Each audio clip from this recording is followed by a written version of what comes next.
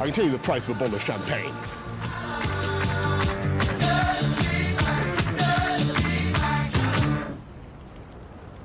Winter's coming.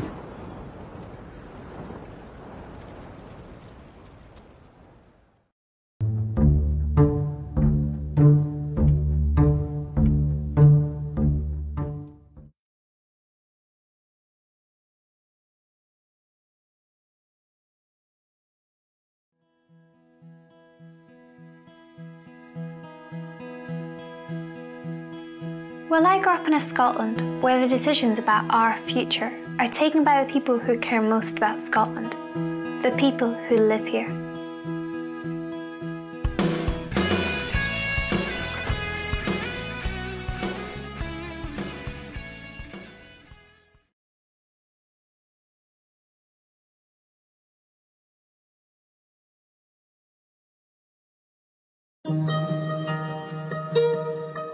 Our goal is simple: a fairer country for all those born here, for those who have chosen to make this their home, and for the generations yet to come. That is why we believe in an independent Scotland. So know this, believe in this, work for this. Hope is possible. A better future is within our grasp. And together we are going to make it happen.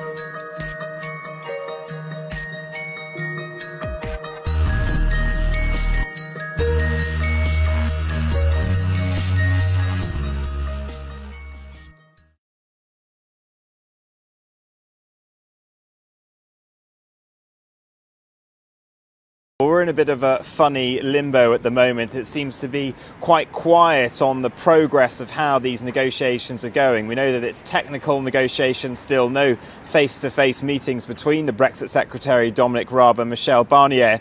But you might be able to tell from what I'm wearing that winter is definitely coming here, to quote Game of Thrones. And that means the clock is ticking for the Prime Minister, because her spokesperson has been saying to us for weeks that a deal will be done by the autumn, that they are confident that one will be done. But we keep asking him, well, when does autumn finish? When is that? When is this deadline? But it seems from what's coming out this morning in the Irish Times that Michel Barnier has told the Irish side that a deal sort of needs to be in place by this week. The arrangement for the Irish backstop needs to be agreed in order for a deal to be signed off by Christmas. So this is putting the pressure on the Prime Minister, Theresa May. Now, she yesterday had a phone call with her Irish counterpart, Leo Varadkar, in which they discussed the issue of this backstop. There was a slight difference in the two communiques that came out from the call. The British one didn't mention what the Irish one said, in that Leo Varadkar would not accept the British side being able to unilaterally withdraw from the backstop. So a slight tension there.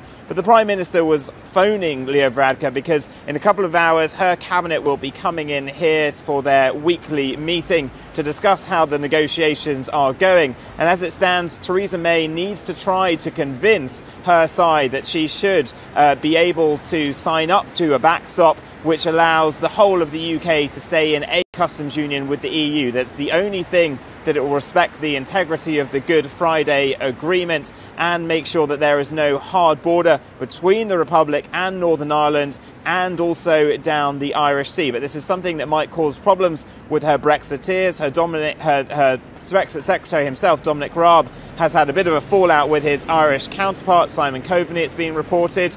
But this all comes as the latest polling, the biggest one done since the Brexit referendum by Channel 4 last night, revealed that it's flipped. It's now 54% of people saying that they would vote to remain in the UK. So the backdrop to the decision that needs to be made, the Prime Minister now feeling under pressure to try to get a deal in place this week.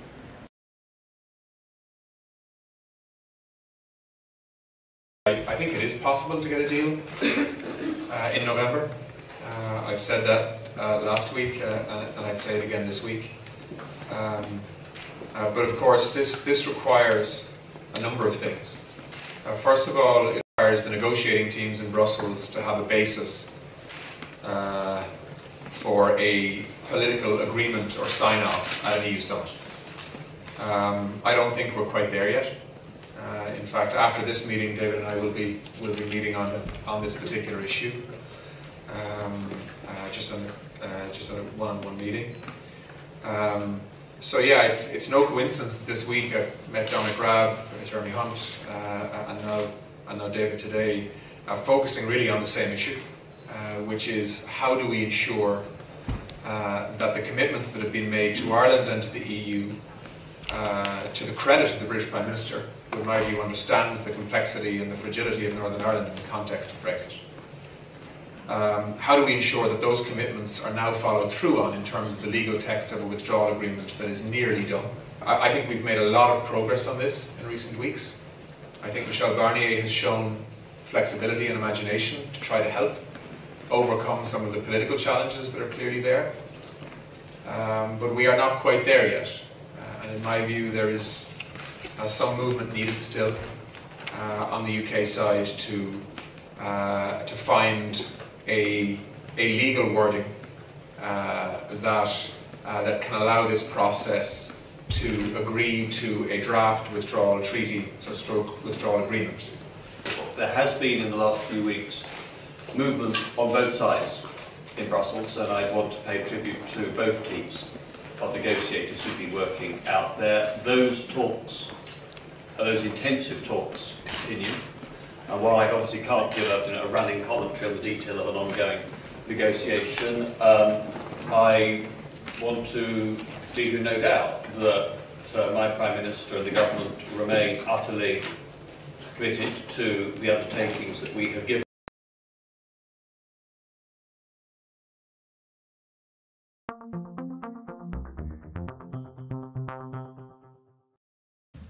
Northern Ireland's always been different. In the sense that it has a land border, always has. Devolution occurred first in Northern Ireland. Some have suggested, for example, that Scotland could have a similar deal to Northern Ireland. That just shifts the problem to the border between England and Scotland. It doesn't deal with the issue of the border in Ireland. I think we have to be flexible as far as Northern Ireland is concerned. When it comes to biosecurity, for example, Northern Ireland is different. It's part of the island of Ireland in terms of biosecurity, and therefore there are checks on animals and food moving into Northern Ireland from GB. Similarly, the energy market is an island-wide market on the island of Ireland. So Northern Ireland is a little detached from GB in any event. For me, what's hugely important is we move pretty swiftly to a situation where there is no room for grievance. What does that mean? Well, there needs to be set up, as I mentioned before, a Council of Ministers where we all have a voice. It can be an equal voice in terms of voting, and I know that Mark Drakeford has suggested a weighted voting system to reflect the size of England, which I think is perfectly sensible. But if there's any suggestion that Westminster is accreting powers to itself or running over the smaller nations, I think there are dangers there. At the end of the day, the UK is a union, just like the EU is a union. It's older, no question about that, but it's still in many ways a multinational union. It's a union of support. That's why I think it's hugely important that this is done, that we recognise that the UK has to change in order to reflect its constituent parts and in order for people to feel that they're being listened to. Leader of the SNP, can I just say to people now, I'm expecting a limit of 8 minutes to start us off with. Ian Blackford. Yeah. Thank you, Mr. Speaker, and I must say it's disappointing in some respects that the speech this afternoon was affected by a protest in the gallery. But let me say this. We all recognise that what we saw today was very much the spirit of the suffragettes. Yeah. We on this side of the House understand the suffering of the women born in the 1950s that have been betrayed by this government. When women pay national insurance, they do it on the basis that they're going to get a pension. And to find that women have had their pension entitlement taken from them, in some cases for 6 years, and only given 14 months' notice. And I have to say to the Minister who's sitting on the front bench, who seems to be suggesting that the Scottish Government can fix this, it's a reserved matter. The only people that should be fixing this, and I can understand the frustration of the 1950s women, and it's about time that many of these women that are suffering in poverty get what is rightly theirs. And it's shameful that the Conservative government and the Chancellor hasn't even got the good grace to stay and listen to the third-party speech. That's the contempt that the Chancellor shows for Parliament and for 1950s women. He's not the Chancellor and he never will be. You know, the Chancellor did state that this is the first Monday budget since 1962. I should perhaps remind him that his predecessor that gave the budget on a Monday was gone in 3 months. We know that the Prime Minister's got little time for the Chancellor, and there's no doubt that he will be gone soon. You know, we hear much about the ending of austerity, although when the Prime Minister talks about ending of austerity, there's no real sign of that from the Chancellor's statement. And it's trumpeted and cheered to the rafters by those in the Tory benches that there's going to be investment in universal credit. And of course, we welcome the fact that there is some additional money going in. But when you look at the budget book, well, you know what? Shouting out like this, and this is serious, because this is about people that are really suffering, and all you can do is chunter from a sedentary position. Show some respect to people in this country for once. Now, Mr Deputy Speaker, when we look at this, and we find that the investment in universal credit through the work allowance next year is £545 million, the Joseph Round Street Foundation tell us that it's actually £2 billion that's required. And when there's that investment that's going in of £545 million, there's a tax cut through the increase in the higher rates, which is worth £2.8 billion. That's the reality and the priorities of the Conservative government. Austerity coming to an end. Don't kid us. Mr Deputy Speaker, the budget statement shows a chronic lack of understanding of the threats that we face in the storm clouds ahead. The icy blast that has come this weekend is a foretaste of the dark winter to come, a winter that the Tory government are ill prepared for. 10 years since the Labour Party presided over the financial crash, the Conservative Party today risk another. 10 years on from the onset of the last recession. I wish that people in Scotland and the rest of the United Kingdom can see the member for Stirling that sits there and laughs while we discuss matters of great importance to the people of this country. The Scottish Conservatives are a disgrace to the people of Scotland. They should be utterly ashamed of themselves. Mr Deputy Speaker, you can shout all your life. I'll tell you what's shocking. It's the budget that we've had from the Chancellor of the Exchequer today. That's what's shocking.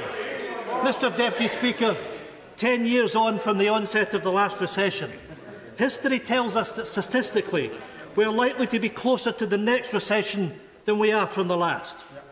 The UK's preparedness and ability to respond is impacted by the failure of leadership of the Chancellor and his government. And how ill prepared has the Chancellor come to the dispatch box today? And it's a pity he is not here. What disrespect that the Chancellor has shown. Over the weekend, the Chancellor said he may have to change his forecast if there's a no-deal Brexit. Mr Speaker, can we even believe this budget? What price are we all going to have to pay for a no-deal Brexit? Maybe the Prime Minister doesn't, as hours after the Chancellor made his announcement that a no-deal would require a change in forecast, Number 10 said it wouldn't. What an utter shambles. Whose budget is this? The Chancellor's or the Prime Minister's? Mr Speaker, the Chancellor comes before us today without adequate planning to give us any of the assurances that his government can protect our economy over the next few months, never mind the next few years. And to add insult to injury, Mr Speaker, we were promised £350 million a week as the Brexit dividend. It was on the side of a bus. Instead, we're getting 50p. A shiny new 50 pence to distract from the devastation that this government walks blindly into as it railroads ahead with its Brexit plan. Thank you. Can I just say, Mr Philp, it is up to the member whether he wishes to give way, and I think it's quite clear that he's not giving way. Ian Blackford. Thank you, Mr Deputy Speaker, but I think there is a precedent that the third-party speech in the budget is held without intervention. Mr Speaker, it is not just a no-deal Brexit that will cost families. Even if the UK gets a deal, it will cost families. The whole Brexit process is going to hit the economy. There is no such thing as a good Brexit. And the House must wake up to that reality. Yeah, you carry on just there, Keepleton. You really are the village idiot. The storm is coming, and this government hasn't even brought an umbrella, never mind the shelter we need. This budget leaves us wholly unprepared for the Brexit bombshell heading towards us. It fails to protect current and future generations. An end to austerity, said the Prime Minister. Mr Deputy Speaker, Scotland's budget will have been slashed by £1.9 billion since the Tories came to power. This from a Tory government ideologically obsessed with austerity, because after all, austerity is a political choice. We hear about the government's hands having been tied by the debt burden, and yet, over the last 9 years, the government has found £435 billion of new money for quantitative easing. Those with money and assets were rewarded with rising house prices and financial asset prices. Ordinary working folk, the poor and the disabled, were rewarded with austerity. They paid the price for the financial crash. The IFS has been clear that even the mildest version of ending austerity would cost a minimum of £19 billion, the equivalent of a penny on income tax, national insurance and on VAT. An analysis published by the Resolution Foundation stated that we needed to see a boost of annual spending of £31 billion by 2022-23 to end austerity. So let's not kid ourselves that the Tories are going to end austerity. It simply isn't going to happen. There is no such boost. Austerity has not ended. Austerity remains under this Tory government. This Tory government continues to balance the books on the shoulders of the poorest and the most vulnerable, yet they continue to give away tax cuts. That's the reality. That's why austerity is purely and simply a political choice of this Conservative government. To end austerity, the Chancellor should have need to cancel the final year of the 4-year freeze in benefits and reverse cuts in in-work benefits introduced as part of the rollout of the new universal credit system. This would cost a combined £5.1 billion by 2022-2023. We already know that cuts to social security since 2010 will cost £39 billion a year by 2021-2022. That's £39 billion taken out the pockets of those who would spend cash on goods and services. Mr Deputy Speaker, cutting the incomes of the poorest in our society has depressed growth in the economy. The only people that can't see it are the Conservatives. Over the same period, the living wage, well, I'll tell you what, if you bring in the real living wage, then we'd support you. But you're miles away from doing that. Over the same period as the Women's Budget Group have calculated, tax giveaway will cost the Treasury £47 billion. £39 billion taken out of the pockets of the poorest, £47 billion given in tax cuts, robbing Sarah to pay John. This heartless Conservative government has utterly failed to do the right thing, robbing citizens across the United Kingdom of a chance of increased living standards and the prosperity our communities deserve from economic growth. Austerity is hurting, and this budget will continue to hurt citizens through Tory austerity. Again, with the Tory government, it's cheap promises. Well, we've had enough of broken promises. The SNP will not support a budget that will make our economy smaller and weaker and make our people poorer. From 2010, consecutive UK governments have delivered empty promises and robbed Scotland, limiting the opportunities of our Parliament and our people. This year, the Scottish Government's fiscal budget will be £1.9 billion lower in real terms than it was in 2010-11. It is more than the statistics. It is the harsh impact on those who depend on our public services, the young, those in work, the elderly and the disabled. We all pay a price for Tory austerity. Well done, absolutely. Mr Deputy Speaker, with Brexit coming down the tracks, this government has picked up where Labour left off and abandoned the people of Scotland. Instead of arming themselves with a budget that would protect jobs, drive investment and boost growth, the UK government has delivered a budget that will leave the communities of the United Kingdom frozen in failure. Time and time again we were told that the economy in Scotland would be stronger if we stayed with the United Kingdom. The Union would protect jobs. The Union would protect the Scottish economy. Well, Mr Deputy Speaker, the Union is threatening to destroy our economy by dragging us out of the European Union against our will. Mr Deputy Speaker, closing the door on the single market and the customs union is risking 80,000 jobs and risk losses of £2,300 on average from every person in Scotland.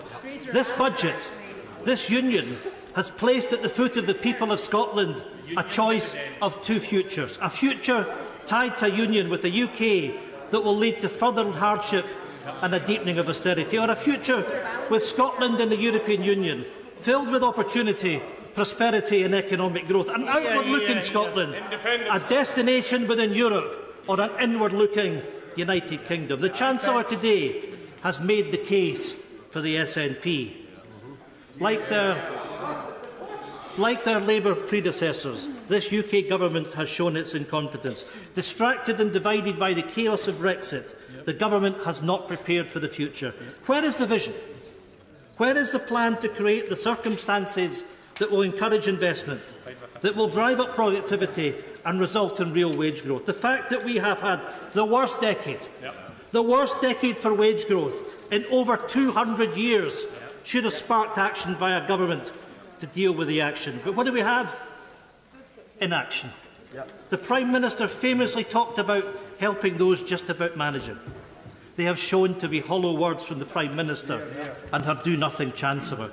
This is a budget that cannot weather the Brexit storm. This is a Brexit bombshell budget, with the clock ticking down to deliver absolute economic chaos to households right across the country. And, you know, for people watching, Conservative members of Parliament sit and laugh. We talk about people that are going to be in economic hardship, and Tory MPs laugh about the impact of a hard Brexit. That's the reality. Mr Speaker, the Chancellor came before us today, came and gone, with his trick or treat budget. He comes in the hope that the small number of welcome announcements, most of which are undoing his government's shoddy policies, that we will be distracted from the bigger picture. Well, we are not. He might trick some of his more gullible backbenchers. He's not tricking us. The UK is facing a significant socio-economic and political crisis with Brexit, and this budget utterly fails to build a safety net for our economy's future post any exit of the European Union. We have been very clear that only membership of the single market and the customs union, short of remaining in the European Union, will best protect our economic future. Yet this government blunders on, leading us to a no-deal Brexit that will be an economic catastrophe. It is widely accepted by economists that if the UK leaves the EU without a deal, there will be material economic disruption. Already, we have seen a weakened currency, higher inflation and lower business investment growth as a result of instability and a lack of security. Mr Deputy Speaker, the EU is the largest market for Scotland's international exports, worth £12.7 billion in 2016. The UK Government's own analysis shows that reverting to World Trade Organisation trading rules would reduce growth by 8%. Scottish Government analysis shows that hard Brexit threatens to cost our economy £12.7 billion a year by 2030 compared to remaining in the EU. Worse still, even if the UK signs a free trade agreement with the EU, this means Scotland's GDP will be £1,610 per person lower by 2030. Households are already paying the price. As Mark Carney told the Treasury Select Committee, real household incomes are about £900 lower than we forecast in 2016. The question is, what drove that difference? some of it is ascribed to Brexit. That's the reality from Mark Carney. The only solution to offset economic disaster, short of staying in the European Union, is to stay in the single market and the customs union. Now, I am pleased to see that some on the Labour benches agree with us on this. The question is now, does the Leader of the Opposition agree with me? We need to get real. The Chancellor has not insulated our economy to deal with Brexit. The Prime Minister is hamstrung by the extreme Brexiteers in her own party. We cannot and we must not allow the extreme Brexiteers to hold the UK to ransom. We must unite across this House to protect our economic future. So today, Mr Speaker, I call on the Leader of the Opposition, if he is true to his word and that he agrees with me that this budget is unfit for the future, that he joins with the Scottish National Party, with Plaid Cymru, with the Greens and with the Liberal Democrats to keep us in the single market and the customs union. Today, Mr Speaker, Labour must show that they can be an opposition and join with the effective opposition to tell the Prime Minister that she will not get a deal through this House that does not keep us in the single market and the customs union. Mr Deputy Speaker, the stakes are high. We have time, but not much. And the Chancellor still has time to rethink his fiscally flawed decisions to help protect our economy. While many will study the detail of what's in the budget, we must also examine what is not. The UK Government should rethink and back SNP and IOD demands to introduce an SME support service to help firms map out and prepare their supply chains to deal with Brexit. There is so much missing from this budget. Where is the removal of the fees for residency of EU citizens applying to remain in the UK? It is morally reprehensible that those living here, who through no fault of their own, are facing a charge to protect their residency. That is not making EU citizens who live here welcome. It is, by extension, another impact, yet another impact, of the Prime Minister's hostile environment. The Chancellor could have waived these fees today. Mr Deputy Speaker, last year the Chancellor righted a wrong when Scotland's emergency services were to be no longer charged VAT. But, Mr Deputy Speaker, where is the £175 billion that had already been paid? We want it back to invest in our emergency services, and I expect that the Scottish Tory MPs would back us and get Scotland's money back that we should have to invest in our public services. Yet again, this government has ignored SNP calls to support our oil and gas industry at a time of recovery. Why again has the Chancellor sat on his hands? The UK government once again not stepping up to support the Scottish oil and gas sector. Then, Mr Deputy Speaker, there are farmers and crofters, and I declare an interest as an active crofter. Well done. Along with my honourable friend from the Mail and Yarn. Mr Deputy Speaker,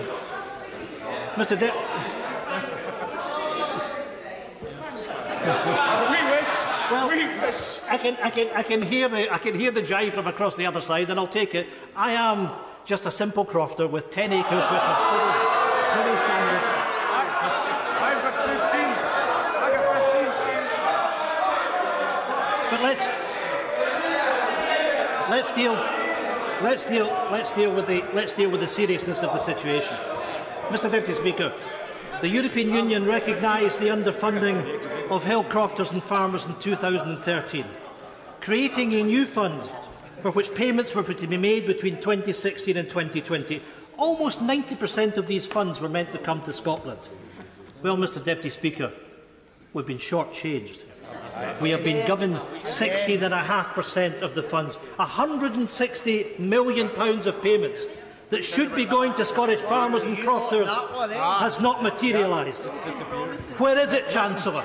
Why have you not given the money that Scottish crofters and farmers are due? Why have you withheld funds that were explicitly meant for Scotland? Why do you think it's right to hold back EU funds you were meant to pass over? It is little wonder that our crofters and farmers should worry about funding post-Brexit from this UK government. The government, after all, has formed. Mr Deputy Speaker, make no mistake, there is a serious breach of trust in not passing over funds the EU earmarked from Scotland. I would go as far as to say that's money that has been stolen by this government from the pockets of crofters and farmers.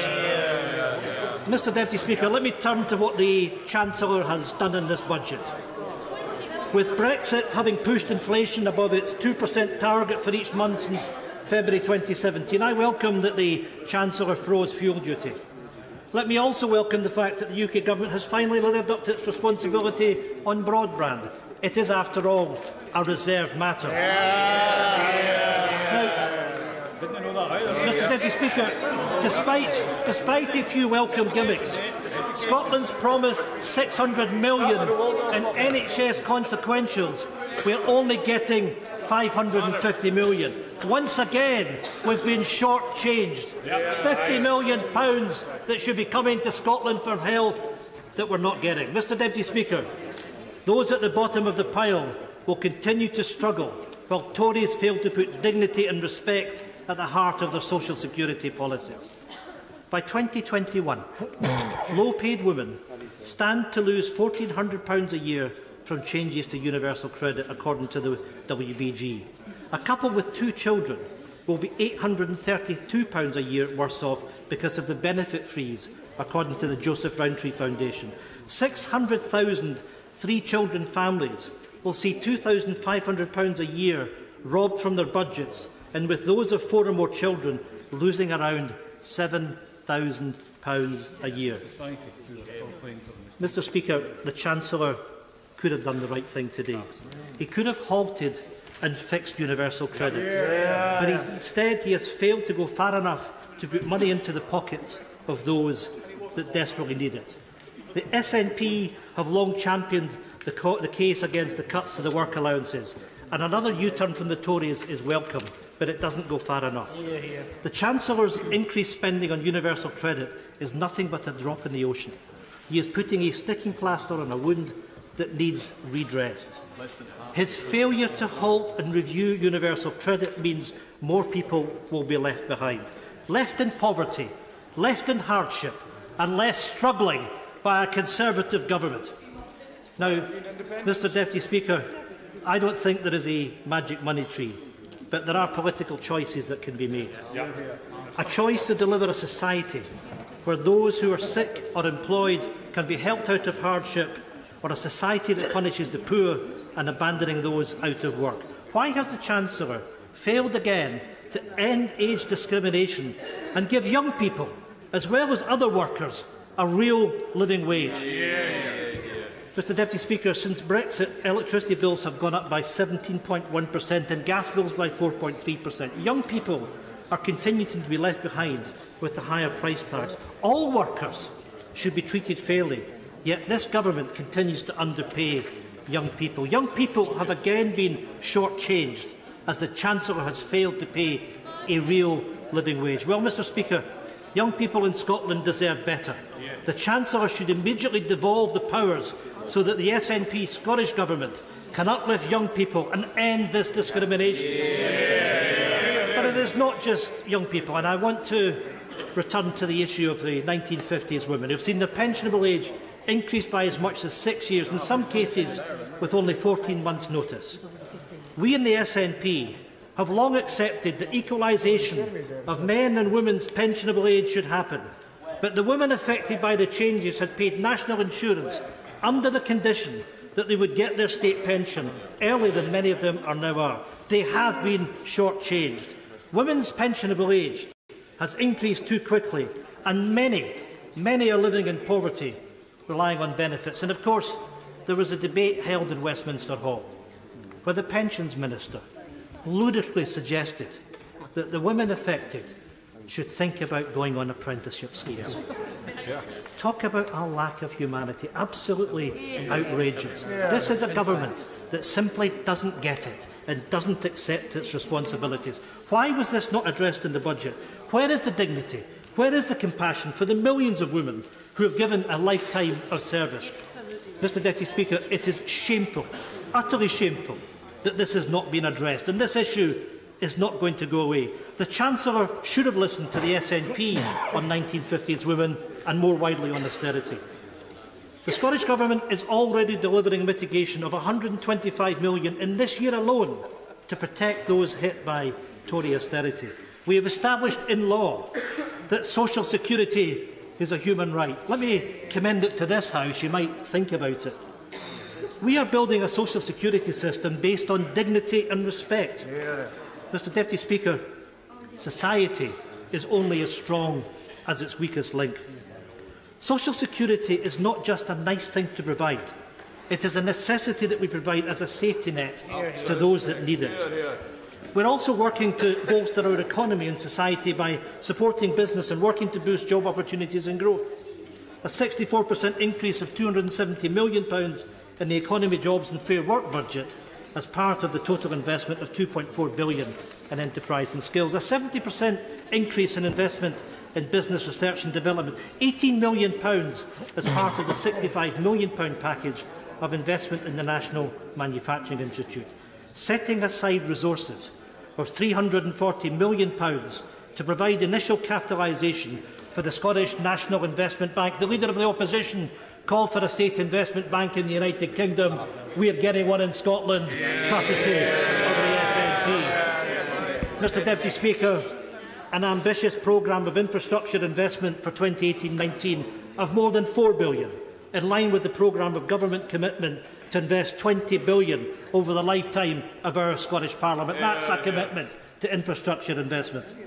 Mr Deputy Speaker, in Scotland, we are using the powers that we have to change lives for the better and to strengthen our economy and its working. Scotland has strong economic fundamentals, with the higher growth than the UK as a whole and the most inward investment anywhere in the UK outside of London. Scotland's economy grew by 0.5% in the second quarter of 2018, faster than the UK, and over the past 12 months, the Scottish economy has grown by 1.7%, faster than the 1.2% in the UK. The Scottish Government delivering for the people of Scotland. According to the Office of National Statistics, long-term pay growth has been highest in Scotland and lowest in Wales. Median pay for full-time workers was 87% higher in Scotland than it was in 1997. Fraser of Allender expects Scottish growth to have higher growth and lower unemployment in the UK in 2019 and 2020. Scotland's female unemployment rate fell over the quarter and the year to 3.2%, lower than the UK's 4%. Mr Deputy Speaker, in the face of Tory austerity, the Scottish Government is building an economy of the future with measures to unlock innovation and drive increased productivity. In Scotland, these measures outlined in the programme for government have been welcomed by the business sector. Scottish businesses, customers and our workforce rely on robust and reliable infrastructure as the foundation which keeps our economy moving, and it is right to increase investment in this area. But, Mr Deputy Speaker, it won't stop there. The Scottish Growth Commission's report is clear that an independent Scotland can leave the broken economic model of the UK and deliver an inclusive, sustainable growth programme. If the approach to spending growth recommended by the Commission had been applied by Westminster over the past decade, the £1.9 billion cut in real terms to Scotland's budget would have been wiped out. Mr Deputy Speaker, the report recommends adopting the following fiscal rules. The deficit is reduced to below 3% of GDP within 5 to 10 years. The national debt does not increase beyond 50% of GDP and stabilises at that level. Borrowing is undertaken for public investment only over the course of the economic cycle. Closing the per capita income gap with the median of the report's peer group of 12 small advanced economies through a 21st century economic model, focusing on productivity, population and participation, would mean in today's value an additional £22 billion in GDP and a potential additional £9 billion in tax revenues, £4,100 per person. Mr Deputy Speaker, in Scotland we are not just focusing on the now, we are focusing on the future. While the Chancellor today attempts to pull the wool over our eyes, he attempts to distract us from the bigger picture. We are not distracted. The budget is a typical Tory offering, giving with the one hand and taking with the other. The budget exposes to the people of Scotland that there is a choice to build a better future, to turn away from the isolated, economically failed UK and instead look to a more prosperous Scotland in the European Union. Only with independence can we secure a strong future for the Scottish economy and deliver for our communities and families who have been left behind, scrambling to make ends meet from crisis to crisis at the hands of consecutive failed UK governments. Can I just say we're now on an 8-minute limit? Greg Hands. Ray Miller, point of order. Point of order, Mr Deputy Speaker. I tried to intervene on the honourable gentleman on a number of occasions. Could he confirm to the House whether or not there are any rules in place stopping the Scottish National Party from taking such interventions? Can I just say, Sir Lady, it is up to them. It's up to the honourable member whether he wanted to give way. And at the beginning, he was very clear and said, I will be treating like the Chancellor of the Exchequer and Leader of the Opposition. No, it was up to the honourable member whether he wished to. He made clear that he wouldn't. No, I'm sorry if that was missed, because you wasn't here, but I'm not going to that, please. Well, why did you not hear him? Did you not hear him? Order. It was quite clear. He said at the beginning that he was not giving way, and we all heard that. Now then, let's make some progress, because we've got a lot of speeches. With 38 speeches you want to get in today, with an 8-minute limit, Greg Hands. Thank you, Mr Deputy Speaker, and it's always a bit bizarre to... We looked at voter turnout. Only 48% of 18 to 24-year-olds say they will definitely vote in another referendum. That is the same percentage who voted in 2016. There isn't a great activation of young people who want to overturn Brexit. I do find that figure really surprising, because we've seen the wonderful campaigns by Our Future, Our Choice. We've seen the fact that the 700,000 people marching through London a couple of weeks ago were led by young people. But Brexit is the biggest act of intergenerational betrayal that you could come across, and young people are rightly hugely angry that their futures are the ones that are being put at stake on this.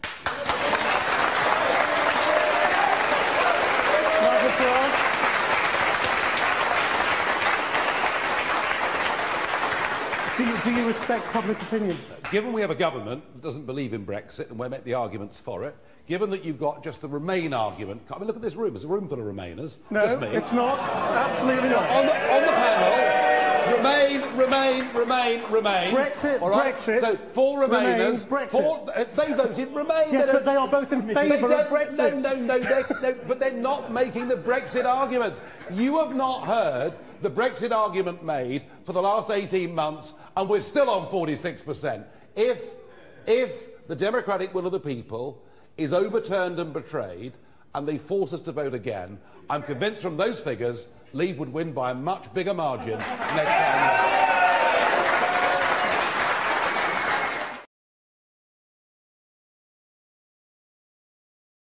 Surveytion analysed the responses of 20,000 voters from every constituency across the UK, the largest independent survey conducted on Brexit since the referendum.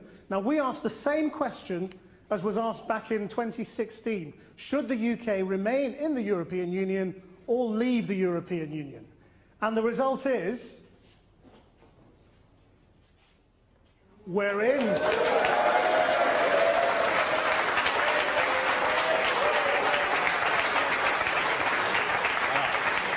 Well, there you are. 54% would vote to remain today. 46% would vote to leave. It would appear a clear majority now in favour of staying in the EU. And let's have a look at how the country has changed geographically. Now, that's how things looked back in 2016. You'll see the blue areas are leave, the yellow are remain. You see Scotland, Northern Ireland, some of the metropolitan cities are remain. The rest is blue. Let's have a look at it today. It is transformed. Look at that. Wales has gone remain. The southwest has gone remain. Whole swathes of the northeast. Let's just go back. Let's have a look at that change again. That's what it was in 2016. And today, that is quite a dramatic change.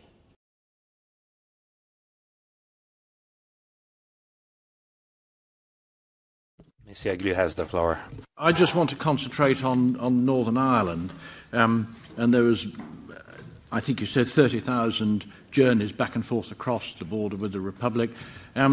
This actually isn't that great if you compare it, say, to crossing the the River Thames at Dartford, where 10 years ago, if you did that, you used to have to stop at a barrier to pay a toll, and that held everybody up. Now, you drive across there, you don't stop at all, there's a spy in the sky, and you are sent a bill for crossing it. There is no reason why that sort of technology couldn't be used on the Irish border. Additionally, if you go to Detroit, which is on the Canadian border, with the river in between, commercial traffic pours across that river and isn't held up at all. It's all done elsewhere. These things are possible. Let's use the technology that we have. Those who do it can be called authorised economic operators, otherwise known as trusted traders. They have this status and they're subject to spot checks in exactly the same way as a farmer is with a single farm payment. There's a 1% chance of that being looked at. On regulation, the EU has something called mutual recognition of standards with countries that are outside the EU, and there is no reason at all why mutual recognition couldn't be used between the Republic of Ireland, the standards they use there, and Northern Ireland. These problems are not insuperable. Thank you. On the point of the technology at the border, from the start of the Brexit debate, it has been said that technology would solve that problem. If that technology is there, it's time everybody knew about it, because whenever we talk to people that would be on the cold face to deliver that, it doesn't seem as simple as was originally said.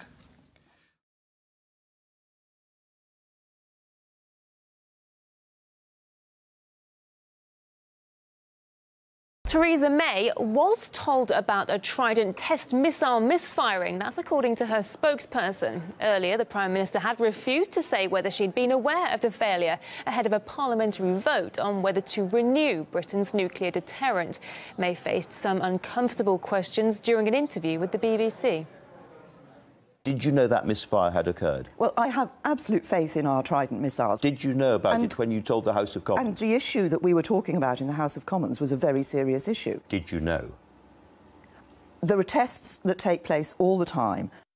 In a recent report, the Sunday Times claims the UK government covered up an alarming failure of a nuclear missile test just weeks before the vote on the system's renewal. Trident is the UK's nuclear defence system based in Scotland. It's comprised of 4 nuclear-armed submarines. But they're approaching the end of their working lives and are due for decommissioning in the next decade. Despite enormous costs, last summer the UK Parliament voted overwhelmingly to renew the system. In the run-up to the vote, Theresa May repeatedly stressed Trident's reliability and claimed there were no alternatives. Some people suggest to us that we should actually be removing our nuclear deterrent. This has been a vital part of our national security and defence for nearly half a century now. A review of alternatives to Trident, undertaken in 2013, found that no alternative system is as capable, resilient or cost-effective as a Trident-based deterrent.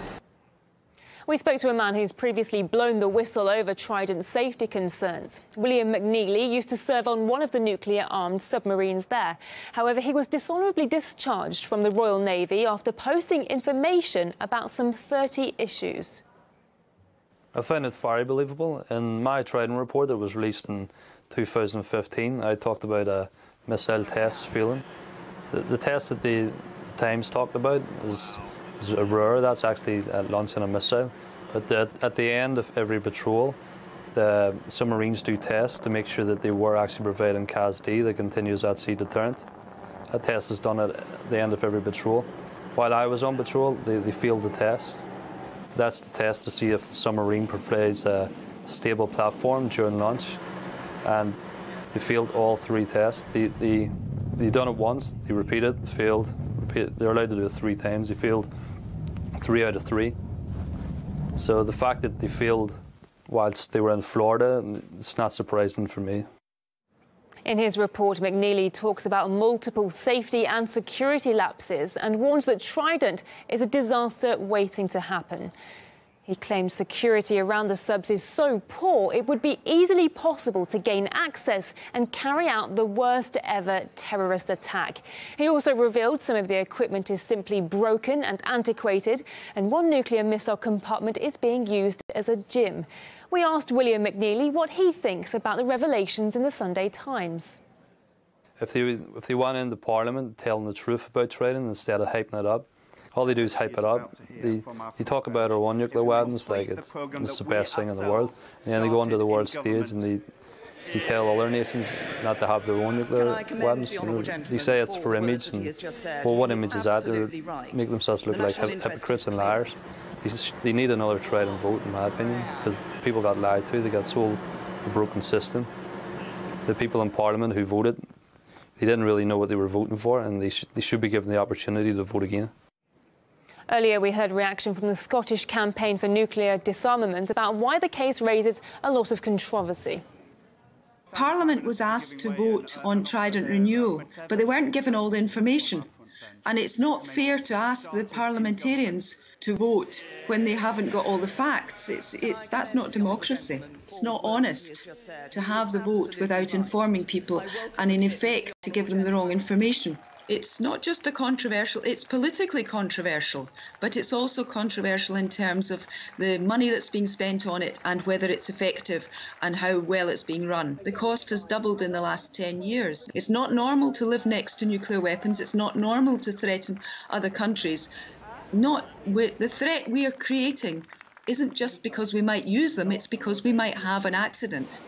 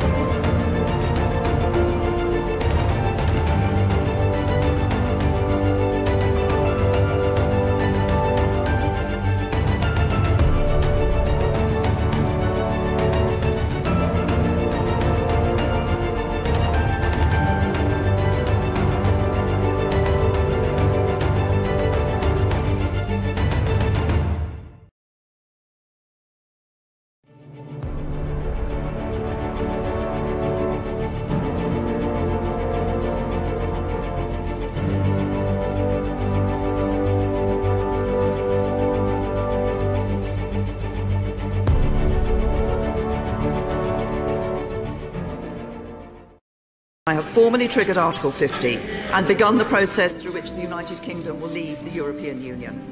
This will be a defining moment for our whole country as we begin to forge a new relationship with Europe and a new role for ourselves in the world.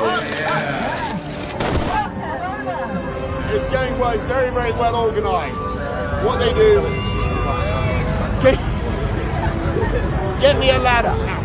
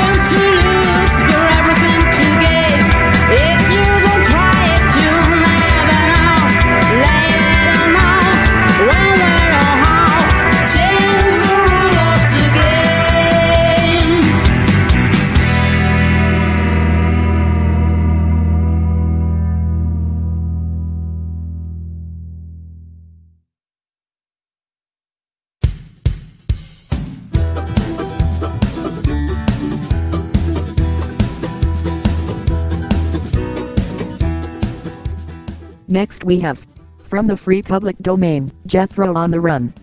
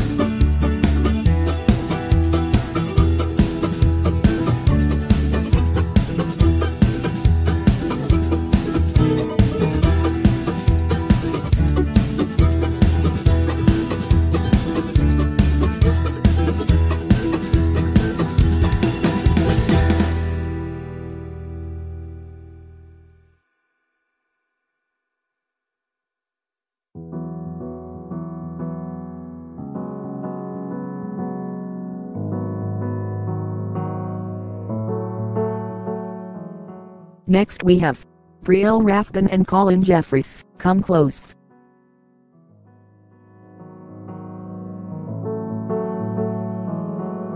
When I say my everything, it means all that I want, all that I need.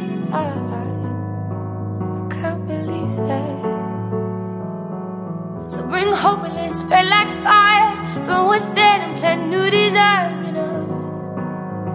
You're all that we have. So only you bring healing in our pain.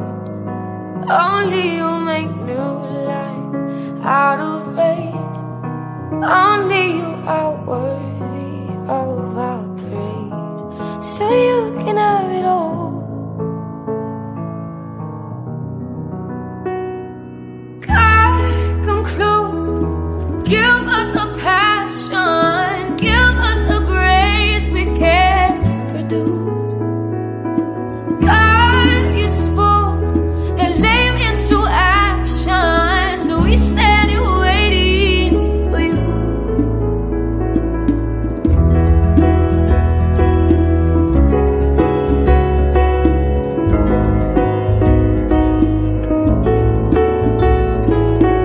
When my words start to make a sound, I hit my tongue and hit the ground. Oh God, will you be our voices? Nothing less and nothing more than you, my King, living for these God. Be our voices. Only you bring healing in my pain. Only you make new life out of rain. Only you are worthy of our praise. So you can have it all. Yeah. So God, come close. Give us a passion. Give us the grace we can't produce. God, you spoke and lame into action. So we stand and waiting for you.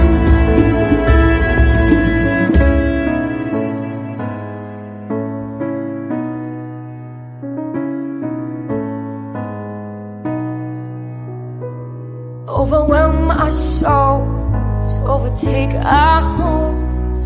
Would you overcome our pain? Overwhelm our souls, overtake our homes. Would you overcome our pain? Overwhelm our souls, overtake our homes. Would you overcome our pain? Overwhelm our souls, overtake our homes. Would you overcome our pain? God, come close. Give us a passion. Give us a grace we can't produce.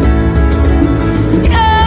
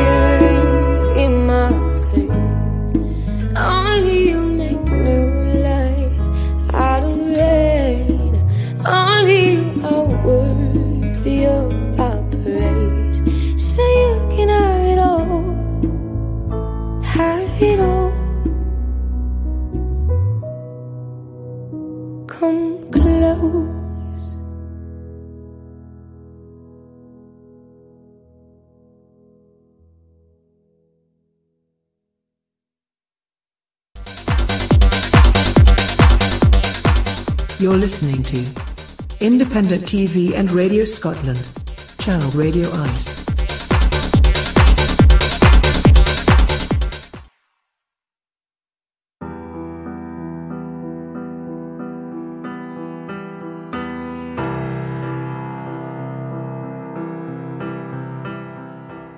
Next we have Brielle Rafton and Colin Jeffries, Disappear.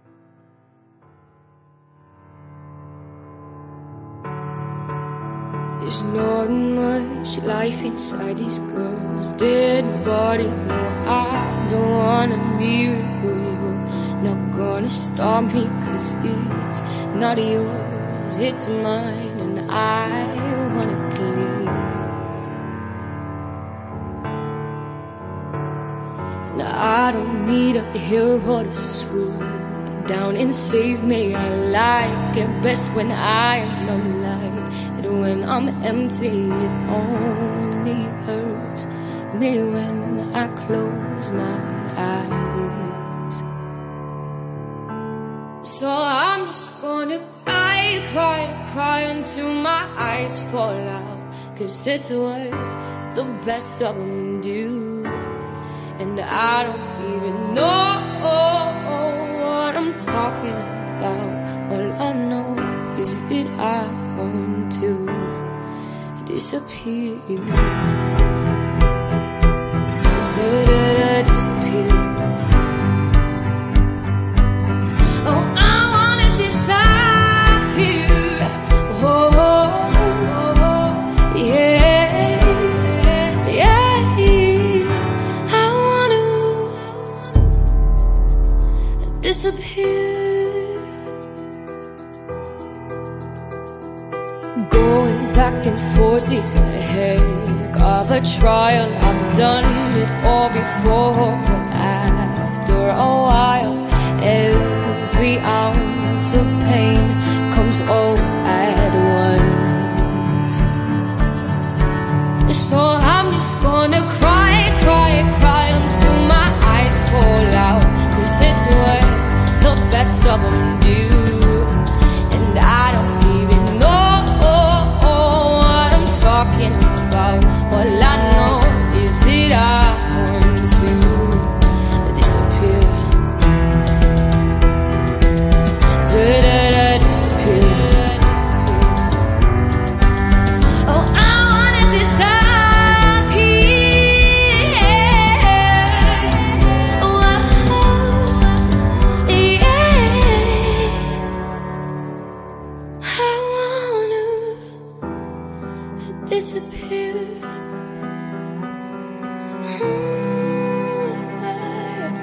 I wanna disappear.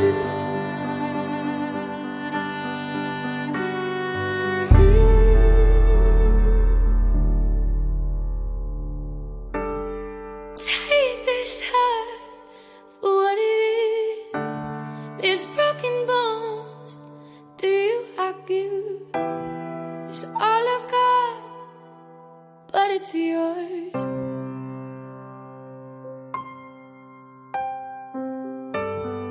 Take this heart for what it is. It's broken bones. Do you argue? It's all I've got, but it's yours. Ooh, yeah, yeah. So take this heart for what it is. It's broken bones. Do you argue? It's all I've got, but it's yours.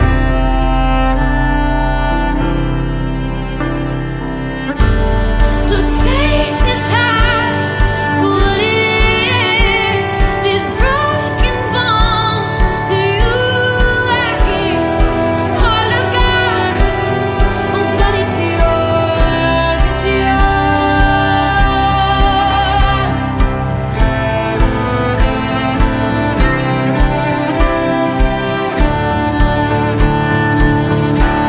So I'm just gonna cry, cry, cry until my eyes fall out, 'cause it's what the best of them do. And I don't even know what I'm talking about.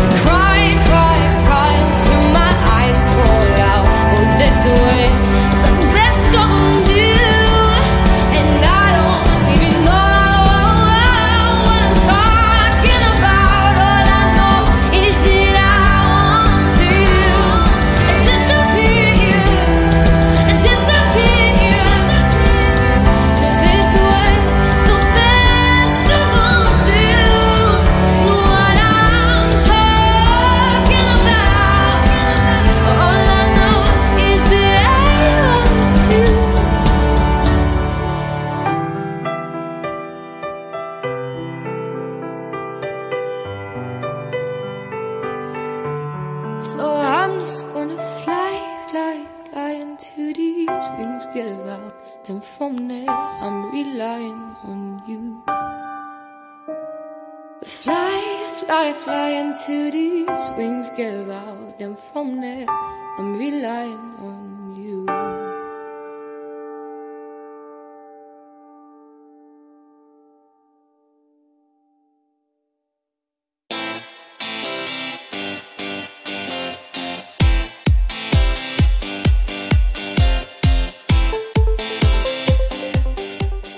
Next up is Shane Ivers, Higher Up.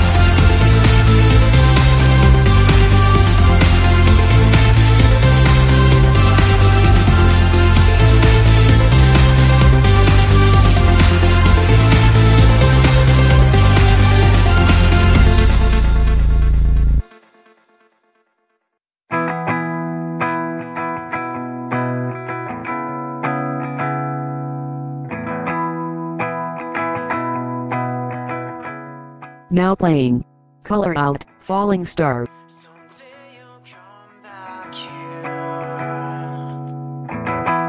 And you'll open up your arms, and you'll laugh and say, I knew it wouldn't take you long to realize I was gone. And it's only been 3 years, but to me it's been so long.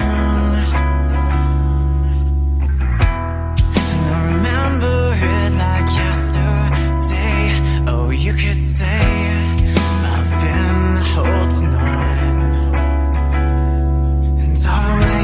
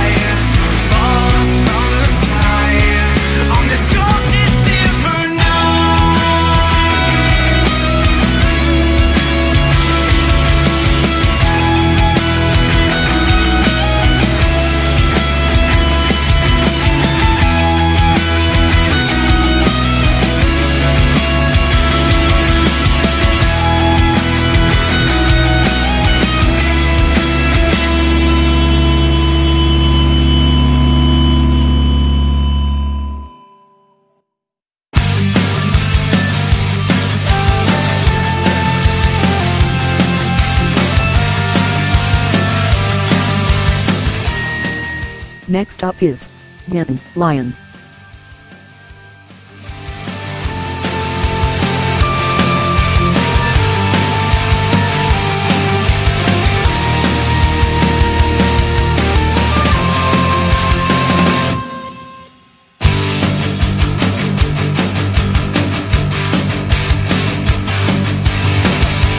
Everything seems to be wrong. Has it been this all along? Give it back, she said, you know what you stole from me, my little piece of mind. Things aren't always really as they seem. We must understand. The girl is crying, there's nowhere to hide. There's no denying this great divide. There's no use trying, she's running out of time. And she's still crying, but deep down inside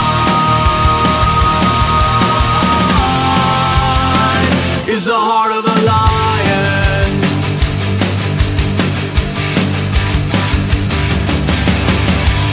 Working harder every day to make the demons go away.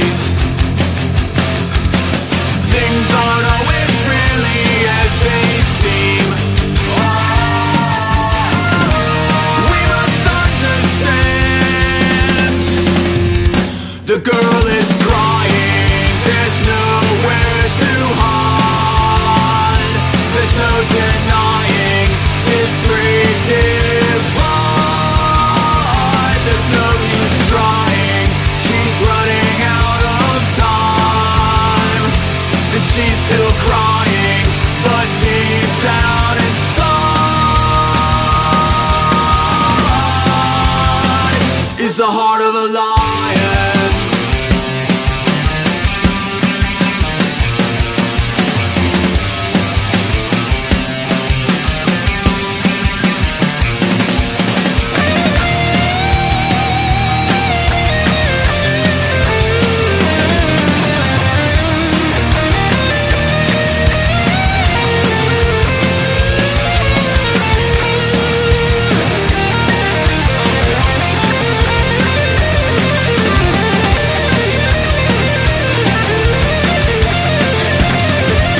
The girl is crying, there's nowhere to hide. There's no denying this great divide. There's no use trying, she's running out of time.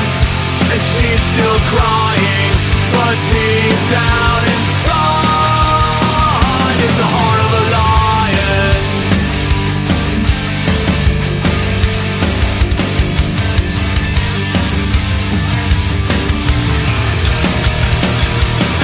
The heart of a lion.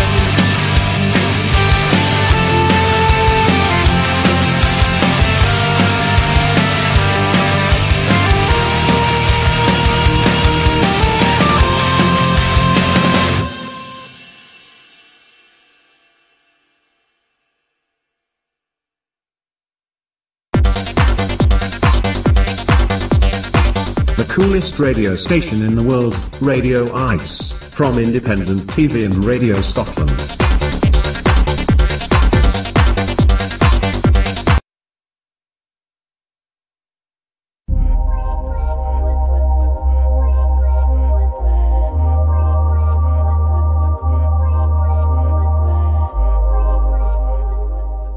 Now playing Cortez Sheets.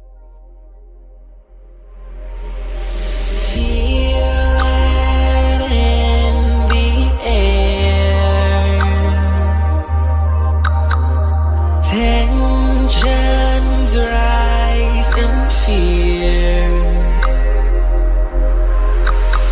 Put it there, put it there, put it there, put it there. In the air, don't be scared, don't be scared, don't be scared. Big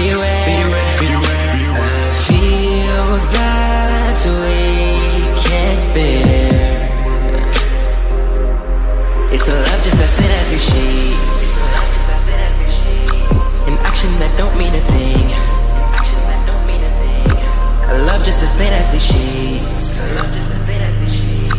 I love just to stay nasty sheets.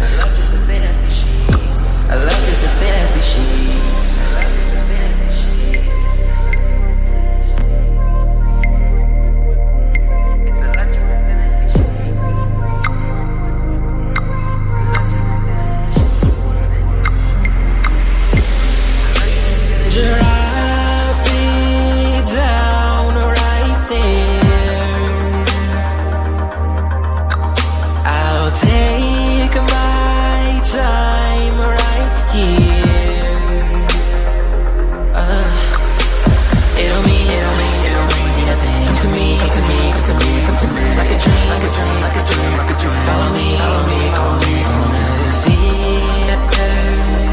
It's just a fuck for tonight, dear. Just a love that just ain't as the sheets. An action that don't mean a thing. A passion that ain't what it seems. A love that just ain't as the sheets. Just a love that just ain't as the sheets. An action that don't mean a thing. A passion that ain't what it seems. I love just to stay as the sheets. I feel you under, and I feel you wonder. Let's not ruin this moment, 'cause real life doesn't exist. Just a love that's as thin as the sheets. An action that don't mean a thing. A passion that ain't what it seems. A love just as thin as the sheets. I love that to stay as the sheets. An action that don't mean a thing. A passion that ain't what it seems. I love just to stay as the sheets. Just a love that to stay as the sheets. Feel you under. And I feel you under.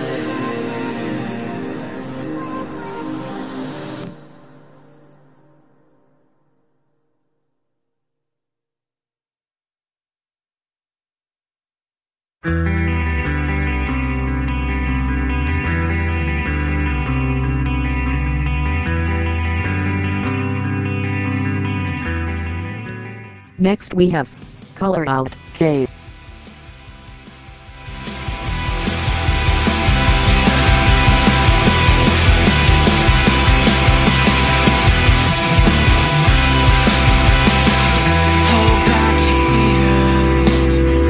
Let me know how you really feel, emotions aside.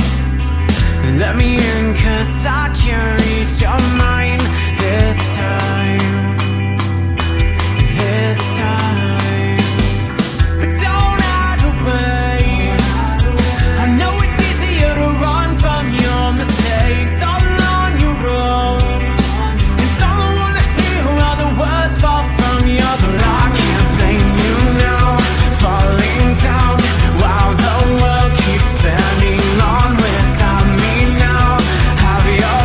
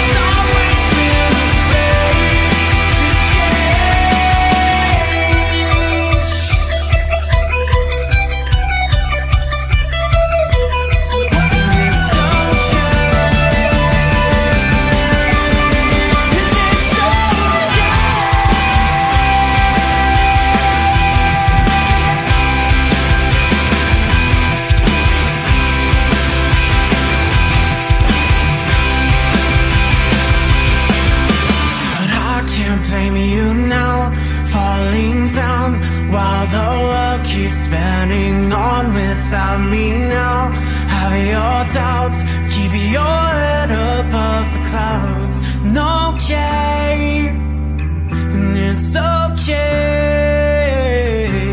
okay, and it's okay.